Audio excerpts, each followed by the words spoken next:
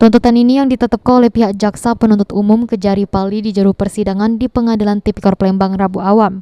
Juru kasus korupsi normalisasi Sungai Abab Pali dengan kerugian negara sebesar 3,5 miliar rupiah. Juru tuntutannya JPU nyatoke aman ketiga terdakwa bersalah ngelanggar pasal 3 Undang-Undang RI nomor 20 tahun 2001 tentang Tipikor. Untuk terdakwa Sri Dwi Hastuti, KPA Dinas PUBM Pali dituntut 4 tahun penjara dan 250 juta rupiah subsidiar 3 bulan penjara. Junaidi selaku PPTK Dinas PUBM dituntut 3 tahun 6 bulan penjara. Lalu denda sebesar 100 juta rupiah dengan subsidiar 3 bulan penjara. Sedangkan Direktur PT Nadine Karya Pratama, terdakwa Rorin dituntut 3 tahun penjara dan denda sebesar 100 juta rupiah dengan subsidiar 6 bulan penjara.